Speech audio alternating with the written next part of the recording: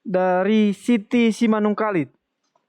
Shalom acara tajam. Saya mau bertanya, apa maksudnya Allah bukanlah manusia sehingga dia berdusta terdapat dalam Allah bukanlah manusia sehingga dia berdusta terdapat pada Bilangan 23 ayat 19. Mohon penjelasannya. Kita baca Bilangan 23 ayat 19. Bilangan 23 ayat 19. Allah bukanlah manusia sehingga ia berdusta, bukan anak manusia sehingga ia menyesal. Masakan ia berfirman dan tidak melakukannya, atau berbicara dan tidak menepatinya? Silakan, pendeta. Terima kasih. Jadi di sini ada kata-kata sehingga ia berdusta. Apakah Allah berdusta? Kalau kita baca secara lengkap kalimat ini, Allah bukanlah manusia sehingga ia berdusta. Artinya, kalau Allah itu adalah manusia, dalam konteks cerita ini, bisa saja ia berdusta. Tapi Allah itu bukan seperti manusia yang suka berdusta. Allah itu tidak seperti manusia yang suka berbohong.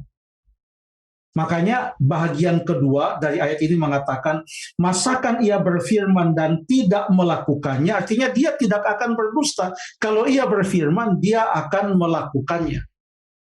Itu maksud ayat ini. Menarik juga kalau kita melihat suatu ayat dalam konteksnya. Apa konteks dari ayat ini? Ini adalah kata-kata dari Bileam yang tadinya dipanggil oleh Raja Balak, yaitu Raja Moab yang namanya Balak, yang sudah ketakutan, ketar-ketir, gemetar mendengarkan bangsa yang besar yang keluar dari Mesir, yaitu Israel, dan dia meminta Bileam untuk mengutuk mereka dengan iming-iming upah yang sangat besar. Wah, Bileam sangat tergiur. Ia tutup mata, berangkat, sampai-sampai keledainya bicara pun dia anggap normal dan dia pukul keledainya.